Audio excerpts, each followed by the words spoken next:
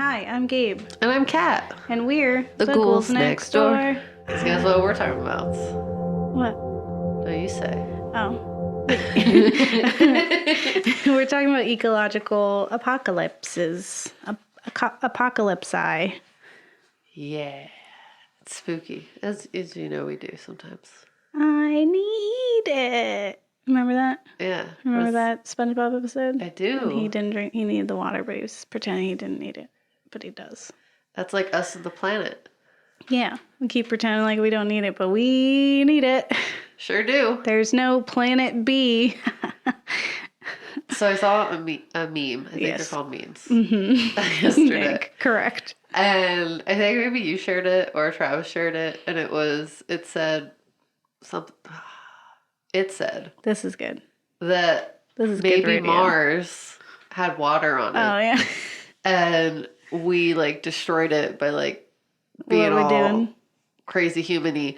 And then essentially we ruined that planet. So they sent a pod with Adam and Eve in it to Earth. And then it had the FBI and it said, hey, delete that.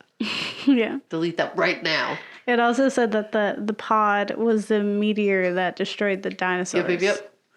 That's fun. I mean, who knows? I'm not ruling anything out. Me. I'm not ruling anything out with this. That sounds like the just right amount of conspiracy theory that I can follow. I'm like, that's some Battlestar Galactica stuff right there. I'm for it. It's really that's probably what happened. That's true. Battlestar Galactica had that whole plot where they needed the new world. Yeah, and it was they had already done this before. Yeah. Kind of thing. Oh, yeah, that was true. Yeah. I never watched the last episode because I don't like to accept that things end. But yeah, I heard it was good, seen the ending but it had something to do with that. It was the theme. So this has all happened before. Yeah. There's another meme I want to bring up that's climate change related because climate change is popular.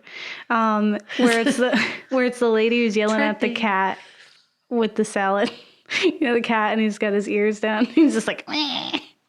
So it's the lady yelling at the cat. And so the lady who's yelling, it says, people arguing over the Little Mermaid's race. And then the cat is saying, me trying to steer the conversation back to our climate crisis. Yeah. And this is by Climate Change, which is the name of the Instagram user.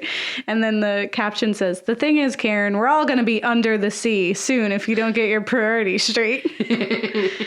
And that's true. That's pretty good. And that's what this episode is about. Yeah. We're all going to be under the sea, or we're going to end up in Mad Max, or it's either the two men that I get mixed up. It's either going to be Mel Gibson in Mad Max, or it's going to be Day After Tomorrow with Dennis Quaid. Yeah, I mean, honestly, it just seems like we've got very accustomed to a certain kind of lifestyle and selfishly and naively don't know how to, what is it called? Self-regulate ourselves. We're very greedy. Yeah. And want comfortableness over what everyone in the entire planet needs to continue to survive for more than the next 20 years. Yeah. And yeah. Yeah, this one at least in France, they turn off the wall. I remember we had foreign exchange students when I was in middle school. And they told us that they turn their water off mid-shower and do the soap time and then put it back on to conserve water. And I remember being baffled by that. Yeah. And it's yeah, because that's what we should be doing. Yeah, there's entire that's what you need to do. Countries in South America that are green, are entirely green run. They get all their energy from better energy sources than say coal. So yeah, we are definitely damaging the earth. And that's it. This one is nuclear was more prominent before, and viral is always eminent, but ecological is one that we're really facing down. Super real. It's happening. And that's what makes it most scary. Yeah. It wins most scary. It wins most scary? Because it's it's scary in such a practical way. Yeah. Well, because it's with nuclear, it's okay, this could happen. with viral, it's like it could happen, right? This is Ecological happening. is like, yeah, it's happening. It's happening happened. right now. We are in it. We've already made it happen. Like we literally have to like change our things tomorrow so that we don't lose like decades of time. No, we're not gonna. No, not in America. No. Like, we're just, no. It's not. And it's terrible. Yeah. But that's what it is. Like, yeah. I'm one person. I can't change it all. Yeah. But let's end the pessimism and get into some more fun. pessimism. Yeah, it's like, let's tell you why it's an apocalypse. Come with us on a world of pure imagination, except it's real. We tell you facts. All the facts. Here facts. Still facts. About that spooky stuff. Yeah, spooky stuff.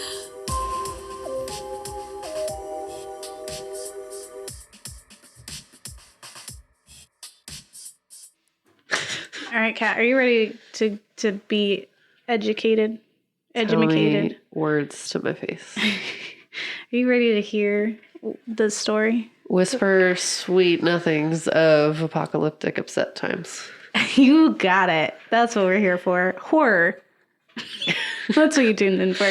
So what I want to talk about today is what I discovered in my journey to figure out what the heck to talk about today, which was this genre called cli-fi. Which I just love. Isn't that wonderful? So let me explain. So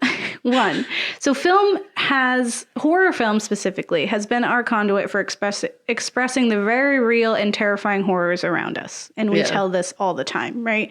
And in film, especially horror films, they sometimes make absurd films, but they show the real life horrors. Yeah. And we get to like kind of live vicariously through the characters on screen. And it kind of helps us see what if scenarios being played out for us as an audience without having to actually have it be happening to us. Follow it. Yeah. So with this genre cli-fi, right, it not only like has us simulate a possible future, like a dystopian future or a dystopian present, honestly, it also is there and has been proven to more or less kind of inspire change as well. Yeah. Because it's something that seems so real, because it is. Even when the premise is absurd, people still are getting something out of it, which is kind of cool. Even if it's like super radical. It's, it's real. Yeah. Ultimately, like the message is real. Yes, exactly. So the genre cli-fi is short for what is called climate fiction. So like sci-fi, but for climates. It's an emerging subgenre of science fiction focused on climate fiction novels, movies, and television, usually focusing on climate disaster movies and dystopian climate-based movies, which is what we're going to talk about tonight, right? Like WALL-E. Like WALL-E, exactly. The term was first coined by Dan Bloom, a Taiwan-based blogger in 2007, and he used it to market an ebook called Polar City Red, a dystopian story about Alaskan climate refugees. It didn't go as well as he'd hoped, but the name he made stuck. And that's now a thing. That's such a cool concept, though. Like, you wrote a thing, and then, like, that defines an entire Google search. You know, it helps us refine our search. Absolutely. So the thing about sci-fi usually is that it takes place in a dystopian future. Like it's like, what happens if X, Y, and Z, now we live in this crazy future? Whereas cli-fi tends to happen in a dystopian present. It's like it brings us right into it. Yeah. And even like when it's like future in quotations, it's like the near future.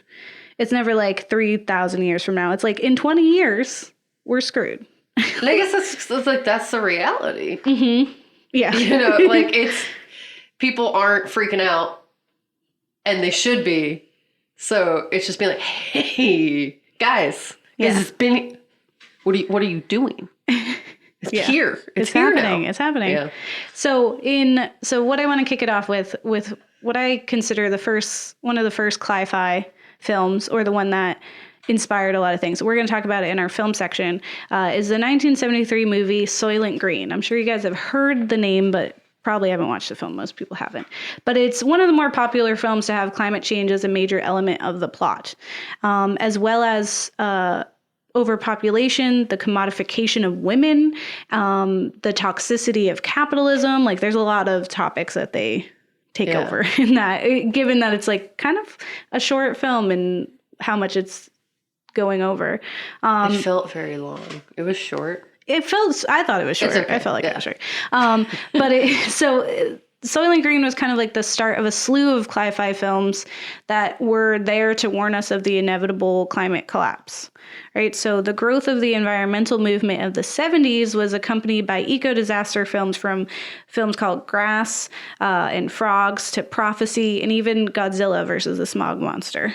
Right? Those all sound great. Yeah, they're great. I want to watch a movie called Grass. Yeah. Well, there's also like No Blade of Grass is one of them. There's like a bunch that were during that time in the 70s where people were like, wait a second, we're doing bad stuff. And now we're in 2019 and we're still doing bad stuff. Right. But these films are there just like the nuclear films were to serve as a reminder of like, what are we doing? We're on the path to destruction right now. There's also, so unlike Soylent Green, which depicted a big global warming scene, The Day After Tomorrow, which we're also going to cover, reminds us that climate change is a two-way street. It shows us a world that becomes a snow globe, right? So when we hurt our environment, it will inevitably hurt us back in an attempt to adapt. So, according to researchers Chris Mooney and Cheryl Kirschenbaum, one study suggested those who had seen The Day After Tomorrow were significantly more worried about global warming than those who had not, and were more significantly convinced that global warming could trigger specific weather and climatic impacts. I know that was its effect on me. Yeah, like you all of a sudden you were like, wait. Like they're doing a bunch of science garble, but it feels like, who am I to say that's not real? Yeah, I mean, I had weather drill things when I was a kid because I had just weird anxiety. And that was my nightmare, was that movie. I was just like, this is everything I've trained for, Mom. I'm ready. Yeah, it definitely, so it is absurd. It's an absurd movie. We'll talk about how crazy it is, but it does have this lasting influence, right? Even in its absurdity, there's some grain of truth, right? So Michael Mullador, the primary science consultant for The Day After Tomorrow, had predicted this film could do more in helping us move in the right direction than all the scientific work and all the U.S. congressional testimonies put together. Nothing I have done in the 23 years of my climate change career may have a greater impact than this film. And in an Environment article report, it says, the film led moviegoers to have higher levels of concern and worry about global warming, to estimate various impacts on the United States as more likely, and to shift their conceptual understanding of the climate system toward a threshold or tipping point model. So it put things into perspective of like, we are affecting our environment. Right. Yeah. So this is like what we've been preaching this whole time with our podcast, is that media can do something. Right. And this is like a direct cause. Like, it does inspire. And in a way that like something like Inconvenient Truth inspired people. Right. But Day After Tomorrow inspired more. Because it was a more, it was a blockbuster audience witnessing it. In 2017, we got the cinematic drama Geostorm, which also takes place in 2022, which is when Soylent Green takes place. Its receptions by critics were somewhat lukewarm, but some seem to think it provides an interesting, not too distant future with climate change at the wheel, driving the world's weather awry. So it's similar to that, but it was a little more modern. Than Day After Tomorrow. In reality, climate change is more slow-moving and complicated. Unlike the events in these Hollywood hits, a single natural disaster can't wipe out the entire planet. It is advancing and becoming very worrisome, though. So it's not as dramatic, but it is happening. We've been on this planet for hundreds of thousands of years, yet half of our carbon footprint has manifested in the last 3 decades alone. Yeah. So like, that's because of technology, like it grows exponentially, and now that's where we are. So in media, we tend to be attracted to the end of the world films out of our own masochistic needs to be both reprimanded and afraid. right? So it's like a weird mix of like human insecurity and arrogance. We are always waiting for the next big bad because we feel like we deserve that, right? So by watching horror apocalypse scenarios, we can live through the inevitable, see the damage we are causing. But unlike the heroes of these films, we get to go home to our not yet nearly uninhabitable like oasis, right? Yeah. However, we want to be confronted by these fears and to be scolded for our crimes against our environment without actually suffering for it. And that's why we have TV and film. Yeah. Yeah. So when Margaret Atwood, who is the author of the ecological dystopia Apocalypse, works in Crake Trilogy, and she's also the writer of Handmaid's Tale, she suggests that cli-fi novels and movies could be a useful way of educating young people about the dangers that face them, and she helps set the stage of what might come next. She also wonders, though, if cli-fi could end up being co-opted by the entertainment industry and become just another part of our culture of distraction and cute cat videos, right? Because it's still funny. True. So it's like, it's inspiring, yes, but there's a level to it that is still like a distraction. Like making those films is still bad for the environment to a degree too, you know? Yeah. Like we can still turn it off and then drink our straws. Like drink from our straws, right? Yeah. But there's a multitude of cli-fi films, right? So there's films like Waterworld, Mad Max, even WALL-E are all cautionary tales, warnings, essentially for us to take messages like Inconvenient Truth or Life After People more seriously. Yeah. Right. So it's just like, if we can believe the narrative WALL-E, where it's just like we had to go off planet and then we become these big round people who don't use their muscles and live in space. I would argue WALL-E is a somewhat horror for kids. It super is. Yeah. It's terrifying. Those people are terrifying. And even just like the desolation of everything, like, and what happened to the captain, and it's like a mystery. Yeah. And it's just with a cute robot there. But it is. And it's that, just like the reveal of that, you know, is kind of like when you're watching Planet of the Apes. And you're like, oh my God, this is us. We did this. Are you kidding? So it definitely does that. And I think having cli-fi films and like science fiction films where we see this dystopia where we've ruined the environment, it kind of helps. Because we'll talk about it in film section, but there's some scenes in Soylent Green that have stuck with me since the first time I watched it, where I was like, wow, could you imagine if we like lived in a world where that, like the concept of grass is crazy. You know? Yeah. And I think honestly, just like as humans, we have this complex about ourselves that we will be the ones to destroy us because there is no predator that can eat us or destroy us other than other humans. Yeah. So like our whole thing is that we're so arrogant in ourselves that like the only thing that can destroy us is us. Yeah. And we're doing it. There's that whole quote from, I don't remember which president said it, but it was like America won't destroy itself, or nothing will destroy America. America can only destroy itself from within. So true. And it's just like, that's what people are. People think we are invincible except for from other people. Yeah. When we have the apocalypses, the biggest threat is the other humans that are alive and still with you. Yeah. Like, we will destroy ourselves. Yeah. And I feel like what's interesting about the other scenarios that we're going to cover and we've covered is that there's like this human element to it, right? That makes it scary. Like with viral, it's like other people are scary because of that. Like nuclear, it's like other people are scary because they have control of the nukes, right? Uh-huh. Singularity is scary because it's like, what are people? What are robots? Whatever. But with this one, it's like, this is like literally like, it's too late. So it becomes where just the environment is scary. Yeah, and arguably it's like we're fighting something that we can't fight. Yeah. It is our planet. It's the thing in Avatar that you're supposed to take care of, but we're the ones bulldozing trees. Like, you know, like, yeah. And it's going to fight back the Happening style, hopefully. Oh my God, the trees will come. Oh my God. Could you imagine? That movie scared me so much. It was and I just like, film. What if? I was like, how cute. I was like, how cute, M. Night, that you made this climate change film. And it's just like, it's so absurd. I love it so much. Yeah, and I feel like cli-fi has that really unique niche in that it seems so absurd. Yeah. But like at the same time, You kind of believe it. yeah, You're and like, it's just but like what fun if? because of that. Yeah. Like honestly, all of them are just really fun.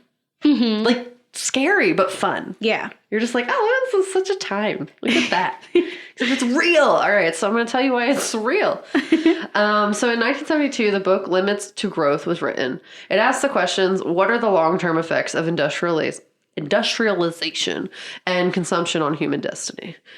That's the things we ask ourselves. Yeah, what are we is doing? all the impact of all this awful stuff that we're doing? Yeah. Morality, and then also just like the planet. Yeah. At the long-term effects of industrial... blah, blah, blah. Just kidding. At MIT, using a computer program, which is always fun, known as World 3, researchers had a model for future scenarios. So it basically predicted economic and population growth well beyond 2000, followed by an inevitable and uncontrollable collapse of industrial society. Sometime prior to 2100. I feel like that's not that far. That's not far at all. That is just at like the tail end of our lives. My babies. That is, our children will be greatly impacted because that's their time. No. That's 100 years. Like, you know, that's yeah. We will It's be 80 dead. years from now. But you know who won't be dead? Our kids. Yeah. You know who also hopefully. won't be dead? Our grandkids. If they can survive. If we're allowed to have them. Yeah. Oh my God. What if it was Margaret Peterson Haddock's, like, the shadow children? Or no, Among the Hidden, where, like, you couldn't have 3 babies. So they, like, had this whole secret society of 3rd children. It was wild. Yeah. That's our future. Because climate. Overpopulation. Yeah. So most likely this is caused by the combination of, like, just lots of people, way too many people, and then scarcity of food resources and energy. Or arguably, I would say, like, quality food sources and energy, because we're making a lot of food out of chemicals. Yeah. But even still, like, we have to keep injecting animals with things in order to sustain the growth of them, because naturally they wouldn't be able to keep up with the amount of population we have, which is why Margaret Atwood's book, Oryx and Crake, you see that where they create this like chicken monster essentially, where it's just made of like, it's just meat and it's just like a bunch of meat but it's alive. It's gross. So that's fun. That's yeah. So yeah, basically at our current rate of consumption, we only have 60 harvests left. Nuts. I don't know a lot about farming, but that's a That really doesn't seem like a low lot number. at all. That's like around the corner. That's 60. That's not even. That's 2 numbers. It's not enough numbers, guys. Yeah. Marine life is in a dramatic decline, and Antarctica has joined the North Pole in its whole melting situation. Yeah. So there's a lot of implications of this. Basically, with the sea is the most important thing happening. It's rising because of all the melting ice caps and all that other stuff. So our shores are moving up. There's that whole joke that Philadelphia will be waterfront property soon, which is honestly Jersey. maybe not false. Yeah. With this, like, you know, rapid increase of water levels. AOC has like Tales from the Future or whatever video where she's like, we lost Miami, but yeah, and like Italy's sinking, Greece is sinking, California is on fire. So it's just like a lot of stuff's happening that it just seems like it's real far in the future, and it's happening now. So climate refugees are no longer a thing of fiction. Parts of Africa and the Middle East will become uninhabitable in the near future, and the World Bank has already advised a number of countries to revise their immigration policies because they will be hit by tsunamis of migrants. I thought it was tsunamis of real tsunamis, but I would argue that that's also a thing, because when the ice falls into the ocean, that is what creates we have more tsunamis and large waves and devastation from the ocean being like, hey. Plus the off-putting of like temperatures is how we get hurricanes and tornadoes, and that's why in Philly have had like every week we have at least 1 tornado warning, which is nuts. I don't think that's ever happened. And flash flood warnings all the time. I've never seen like this 3 many times a week. Tornado warnings. I don't know if I've ever seen a tornado in real life. Like the fact that that's like almost every other week occurrence is insane. You also have flesh-eating bacteria in like the beaches of eastern America. Yes. Northeastern The East beaches. Coast, yeah. The shore, if you will, is filled with flesh-eating bacteria because we've made the ocean mad, guys. You've angered it. It is angry. a creature and it is mad and it is going to eat your flesh. Literally. So, yeah. I'm just going to keep going. So there's evidence of climate change as followed by NASA. So maybe they should have stayed on the website of the president place. You know what I'm saying? The government website. Didn't they take NASA's Twitter away for a minute? Wasn't that real? Not NASA, but they took some things away. They took climate change off of there. I'm pretty sure it's like you're not allowed to say it. Yeah, they do. Yeah, it's not a very flourished website. Also, Yes. for every one person on the planet, there's 1 metric ton of trash that's generated, and less than 25% of that is recycled. Dope. So, and We're most of doing the a real time good when we job. recycle, it doesn't actually work. Yeah. So. And then those toxins leach into the groundwater And if they're and escape into the air if they're incinerated. yeah, so it doesn't even go away all the way. Yep, we're here. So also with that, we have the global rise in temperature. The planet's average surface temperature has risen about 1.62 degrees Fahrenheit or 0.9 degrees Celsius since the late 19th century. A change driven largely by the increased carbon dioxide and other human-made emissions. So, been pumping all that smog Yeah. into the sky. Smog monster Godzilla needs to fight. Most of the warming has occurred in the last 35 years, with the 5 warmest years on record taking place since 2010. Not only was 2016 the warmest year on record, but 8 of the 12 months that made up that year from January through September, with the exception of June, were the warmest on record for those respective months. That's nuts. That's like just like around the corner. That just happened. Yeah. It was yesterday. Yeah. The oceans have been warming and absorbed most of the increased heat that we've been seeing, with the top 700 meters or 2,300 feet, right? That's how you say numbers? Yeah. Of ocean showing warming of more than 0.4 degrees Fahrenheit since 1969. Nice. So rise of sea levels, which is something I already said, basically 8 inches in the last century. Ugh. Super cool. The rate in the last 2 decades is nearly double that of the century previously. Wow. And it's accelerating slightly every year. Fun. Yeah. Basically, extreme events, the number of high temperature events in the United States has been increasing, with the number of record low temperature events decreasing. So, like, we're not seeing crazy cold anywhere. I'd say this winter was pretty chill. Yeah. Comparatively to the winter prior. Super warm, yeah. There were a lot of just really nice days, which I wasn't complaining about, but also maybe I should have been complaining about a little bit more. And the ocean is getting super acidic. Acidification of the ocean is taking place. So since the beginning of the Industrial Revolution, the acidity of the surface ocean waters has increased by about 30%. So the increase is a result of humans emitting more carbon dioxide into the atmosphere, and hence is being, absorbed into the ocean. The ocean is like seeing the most impact of like all these changes. And the amount of carbon dioxide absorbed by the upper layer of the ocean is increasing by about 2 million tons per year.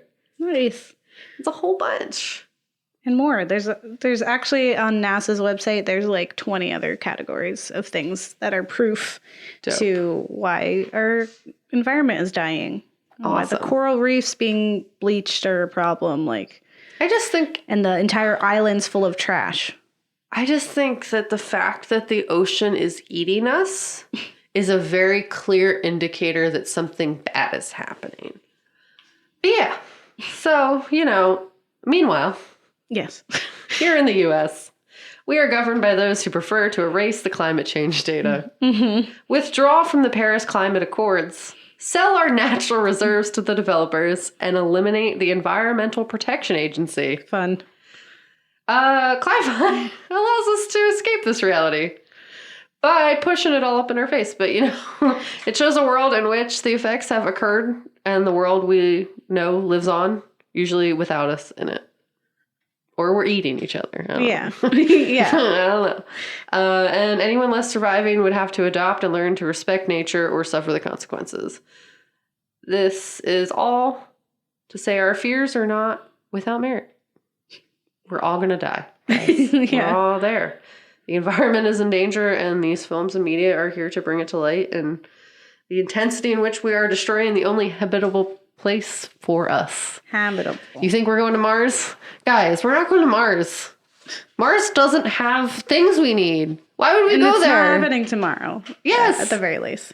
So in 2100, when we're all dead, cool. I guess we had that's a our good kids' run. problem. Maybe we'll get smarter. That'd be cool. As a collective unit. I doubt that. Yeah, films. We watched some films. Now let's talk about those films. And all that spooky stuff. And all that spooky stuff.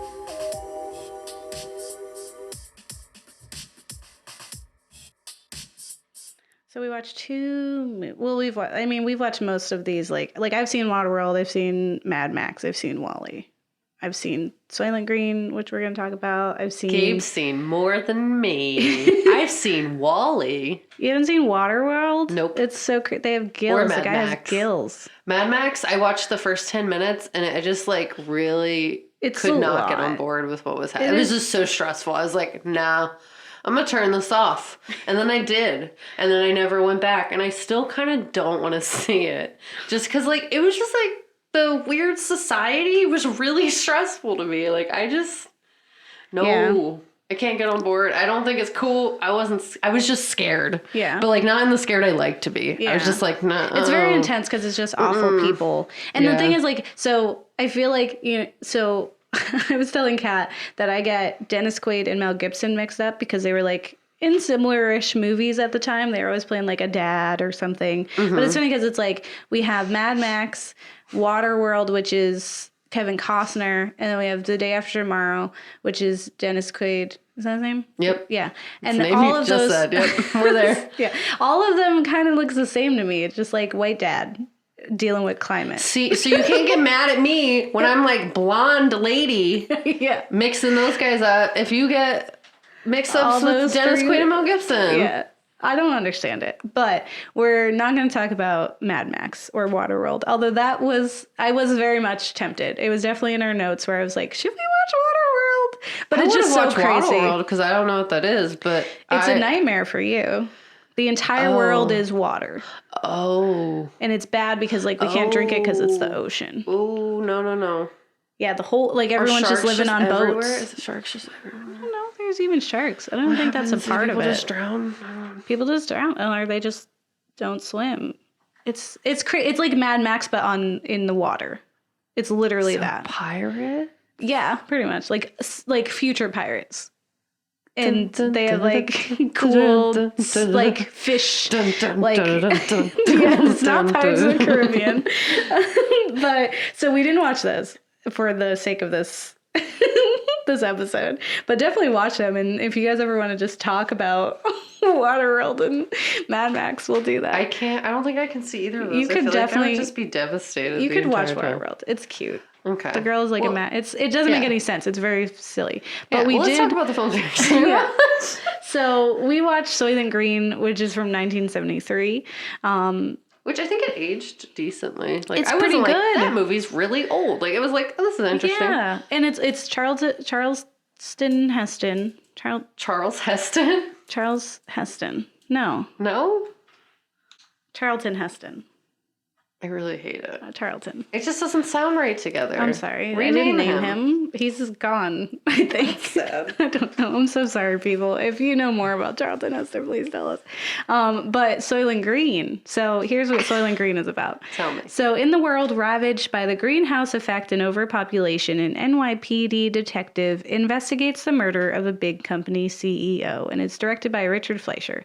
So what I think is really funny Fleischer, when you it's think an about it is that he's NYPD, but like that didn't look like New York. No. Both of these things take place in New Absolutely not. York, and like one is just like sad because you're seeing New York die essentially. And this Yeah. one, it's like it's already gone. Like it looks like looks Arizona. Yeah, it looks nothing like New York. It looks super weird.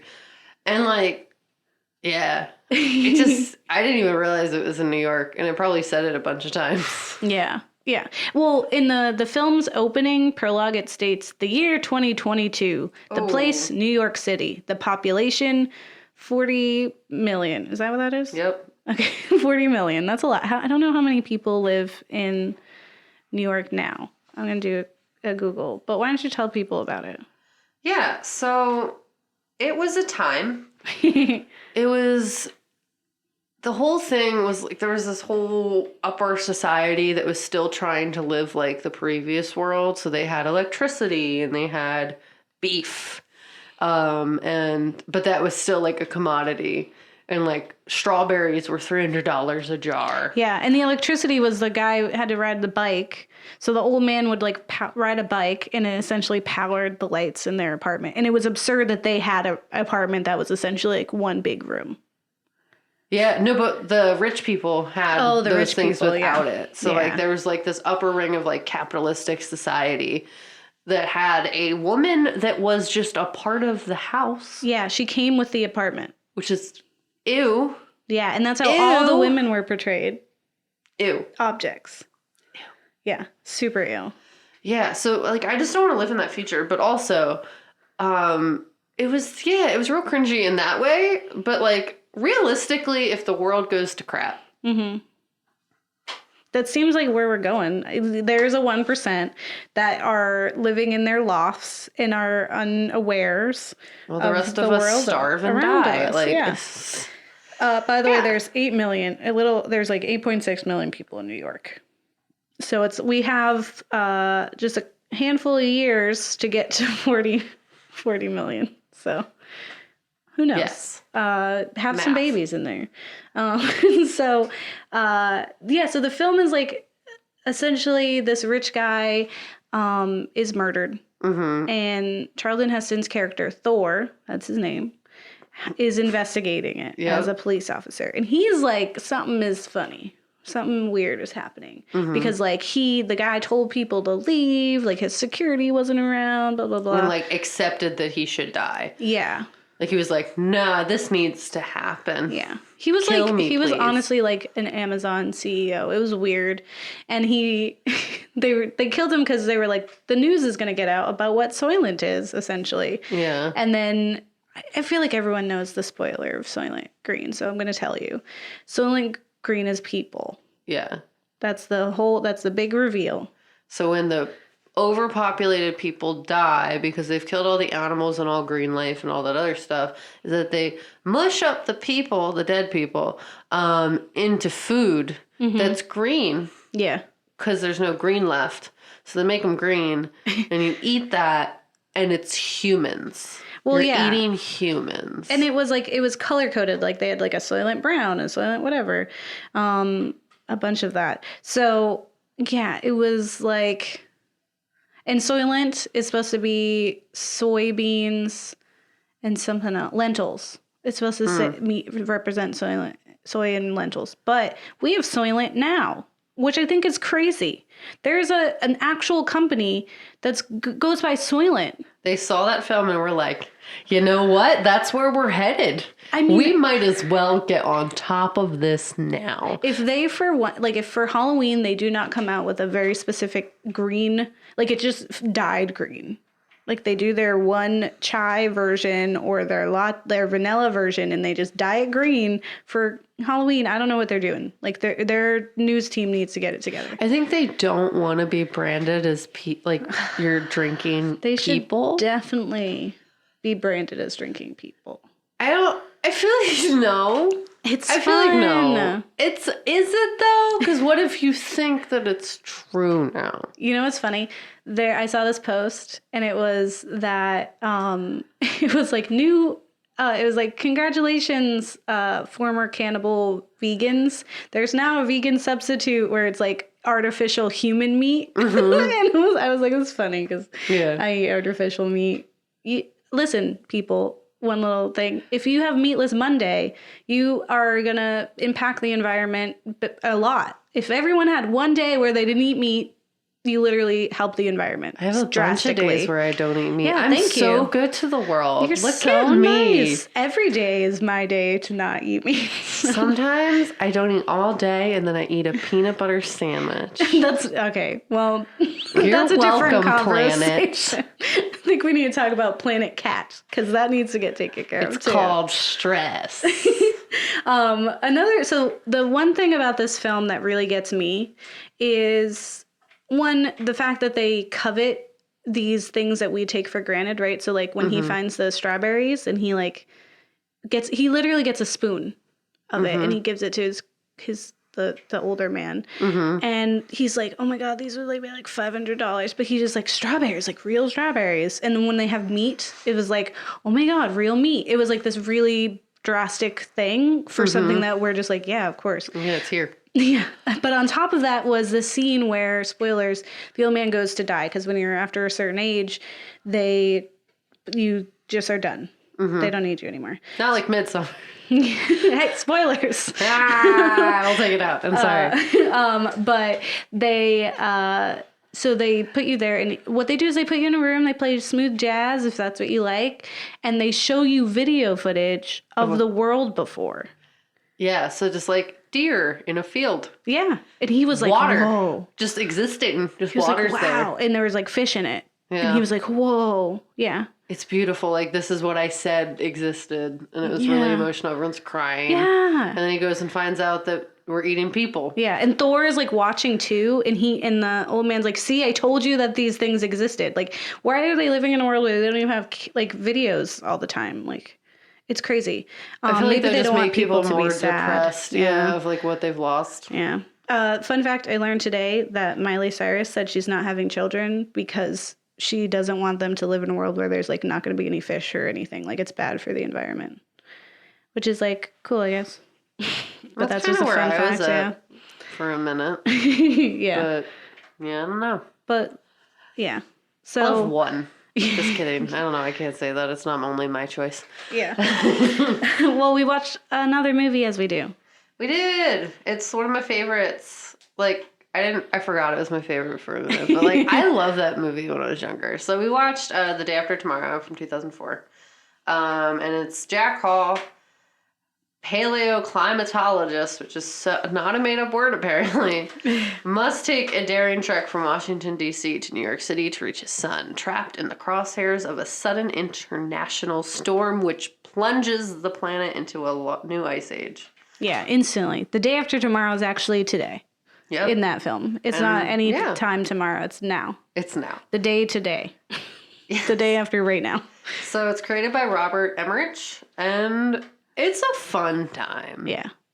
Like, so I remember really liking that film, and then, like, there was this thing where I was in college, and you're like, if you like The Day After Tomorrow, like, you think it's a deep and meaningful film, you're, like, dumb, and you're gonna realize when you're older that it was really, really stupid. I was like, no, it's still fun. I was watching it. I was having a good time. And it's not that, like, it's stupid, but it's like, super stupid, there's fun. also things to learn from it. Like, it was just being a very overdramatic teenager about a very real situation. Yeah, and it was just like, I guess it was more so, it's like, if you think this is an eye-opening film, it's like, yes, it is, because you need to realize 100%. That this is real. Like, this is gonna, like, not in this way, but like, it's sort of happening now. Like, we're experiencing all these, like, impacts of climate change, and people are denying it, and it's just gonna sneak up on us.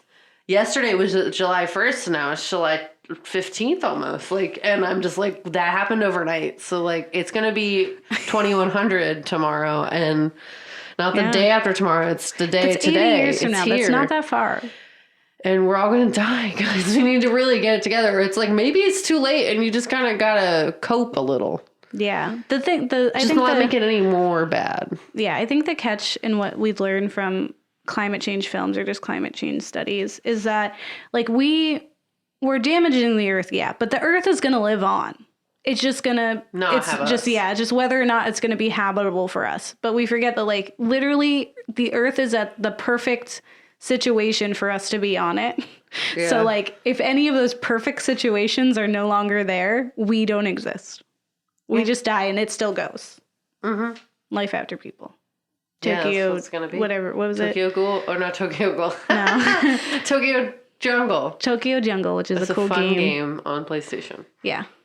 But yeah, so apparently the Red Cross put up several stands at theaters in the U.S. featuring pamphlets with information on what to do to keep safe during tornadoes, floods, and blizzards for concerned people who had just viewed the movie, which is fun. Because I they feel come out like and they're Kid like, Me was like in my like little drills that I would do. So I like just watched like videos of tornadoes and stuff, and I was like, I'm ready.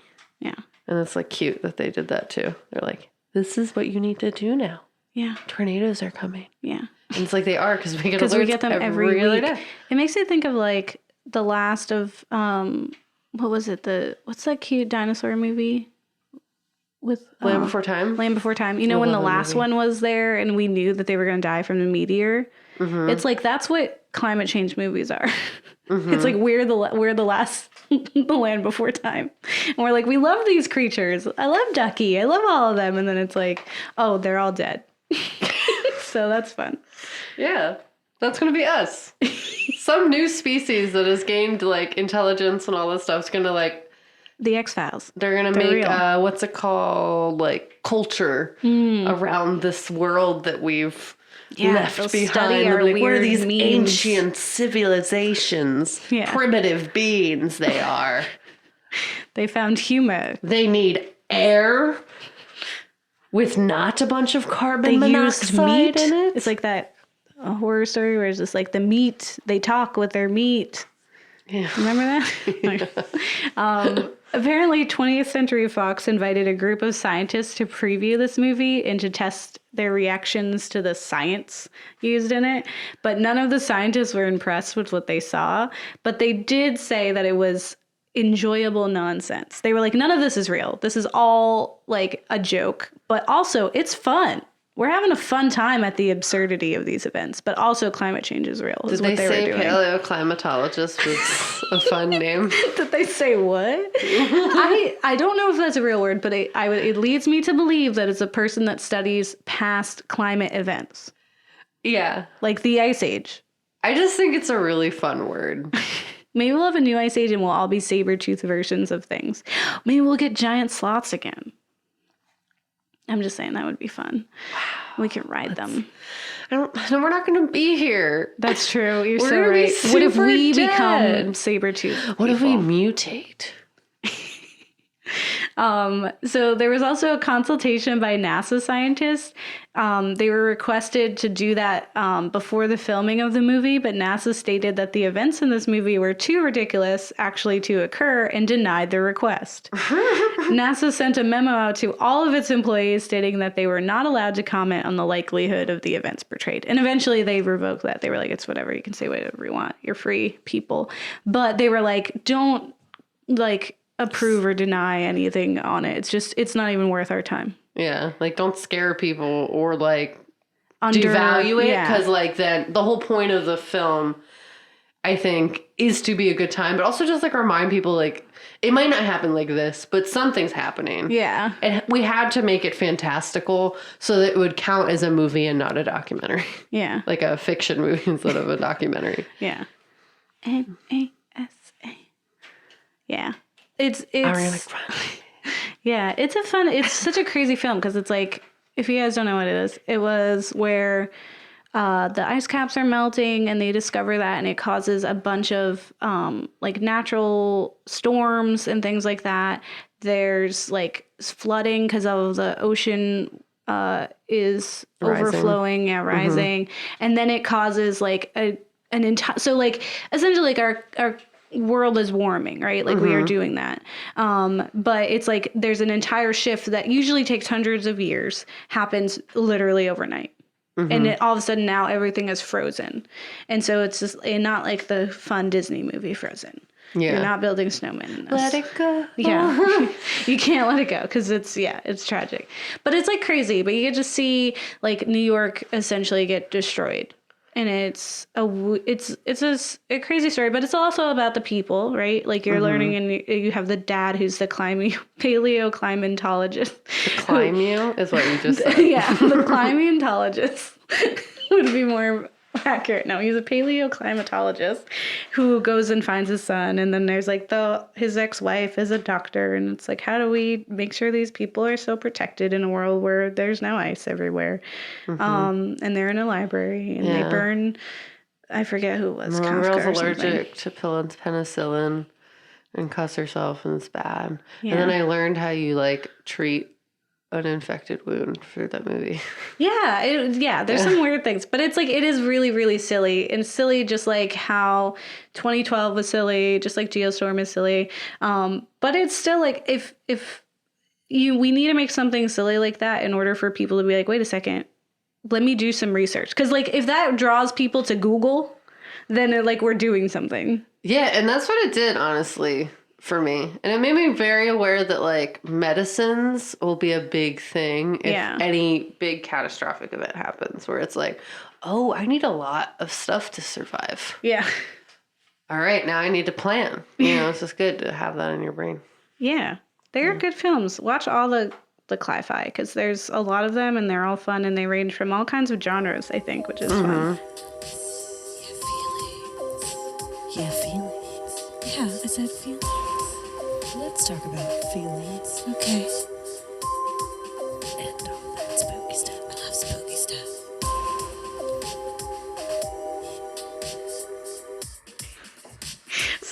So there's, all right, so whatever. I don't remember which one's positive, but all I'm saying is. So if you don't like it, it's Soylent Green is people. Yeah, because it just has to be in there. It's government-led cannibalism. Yeah, it's government-sanctioned cannibalism. It is, I mean, it's like, you know, whenever they're like, eat the rich. Well, yeah. Yeah, I mean. But instead we're eating everybody. All I'm saying is, I get it. Remember the Donner Party? We covered that. I don't think we should eat people, but if we've destroyed all the other food, it's our fault. It doesn't taste like people. Yeah. Right? So that's... I'm not... We're already advocating for cannibalism. We're already in a better place than. But you have a population problem. I'm isolating that. Remember, so there was like a short story I read in high school that was essentially where it was just like the way to fix the population problem was that we should just eat people, or we should just we should eat poor children or something. It was crazy. What? Yeah, it was like absolutely absurd, but it was written like ironically to be like, you guys are, this is how absurd you guys are, that you would probably see this as a positive. Yeah, don't eat children. I mean the dead ones. Like in the movie. Yeah. You don't eat the ones that are alive. We're not doing the what is it, the perfect, where you hunt them, the people, the perfect game or something, where it's like the guy hunts the people. Yeah. We're not doing that.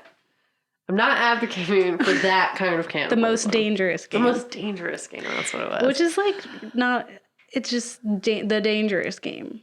Most dangerous. It's the most dangerous game. I know, but I don't like the way that's designed grammatically. Anyway, okay. So if you don't like it, it's Soylent Green is people because it's cannibalism. If you do like it, it's do you want to build a snowman? You can't, because in 2 seconds you will freeze to death. Yeah, you can't. No, you there's can't let no it go. snowman. It's happening. Yeah. Get it together. The cold did bother you at this point. Together. So for cli-fi. I'm about it. Yeah. I don't want to build that snowman, but I want to watch cli-fi movies. Yeah. I like them. We should definitely watch more cli-fi. It's just fun. I just want to watch WALL-E. It just gets on my fears, and it's just like, here, enjoy. They're all here together. Yeah. It's great. It's so fun. What about the films we watched?